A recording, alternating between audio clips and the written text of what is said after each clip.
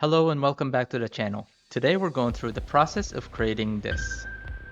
I wanted to challenge myself by creating a scene that takes you back to the early 90s using simple shapes and tiles. And while we're doing that, I will share with you 8 bad habits that artists should avoid. Take inspiration from different artists. Back in the day, I had this incident where I stumbled upon an artist who refused to look at references or even look at other people's work.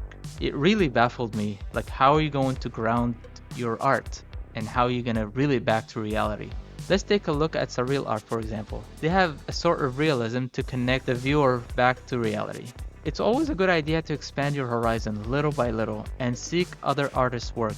You will discover that art is a collective journey. You never know, you might even foster a new friendship or discover a new favorite style. And speaking of styles, it's very healthy to experiment with different styles.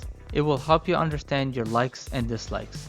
Provide clarity about your preferences. It might even inspire you to view your canvas from a very fresh perspective. And going from traditional to digital painting is a big learning curve, and vice versa. But it's always a good idea to try it out and see what you can learn. I once attended an acrylic painting class, even though I have never used acrylic and have never painted on canvas. But I was surprised to see some of my digital art knowledge blended into the traditional format.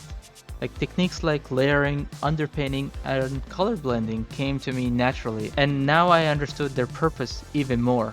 Next is comparing yourself to other people. We all have been there, looking at how fast other people are growing and how fast they can create content. It can be a little overwhelming and intimidating looking at how your colleagues are doing.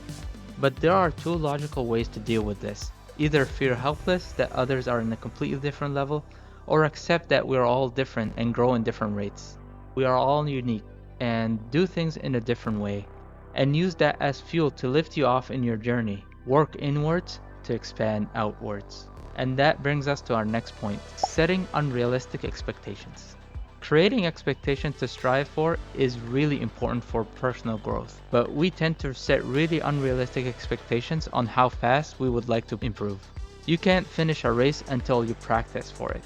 So instead of focusing on the final destination, shift your focus to the present and focus on the process.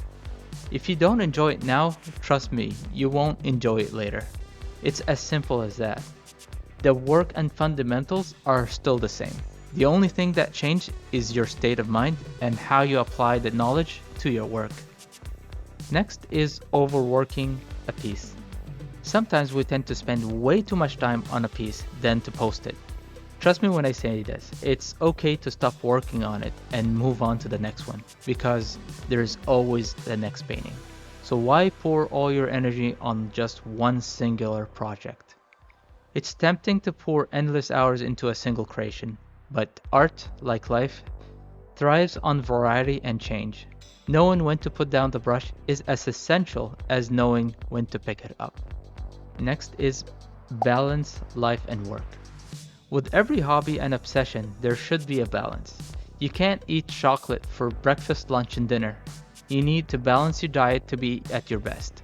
I don't know about you, but when I was young, I always imagined myself locked in a room with nothing but my paintings, like a madman working away to produce piece after piece.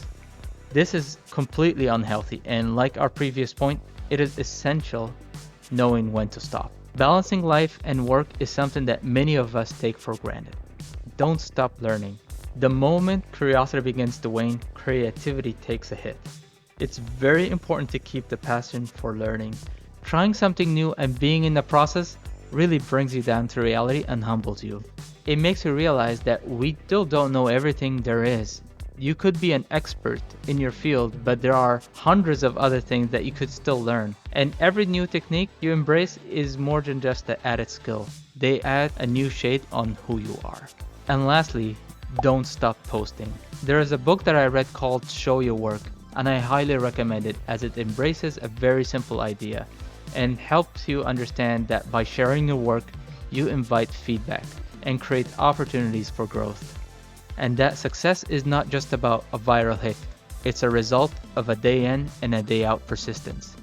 So each time you share your work, you're offering an opportunity to forge deeper connection with your audience. Being consistently active online goes beyond just being present. It's a method to build trust and set the foundation for opportunities that might emerge unexpectedly. And now that we've finished all of the artwork, this is how it looks like.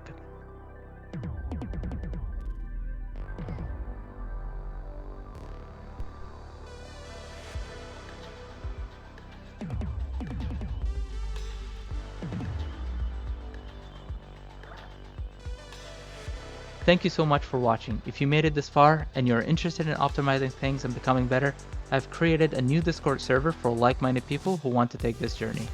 You can find it in the description below. If you like this video, please leave it a like and comment. It'll help with the algorithm and help the channel grow. And if you enjoyed this one, you might enjoy this video as well, where I show you the best painting skills no one ever taught you. And remember, just take it one day at a time, and I'll see you in the next video.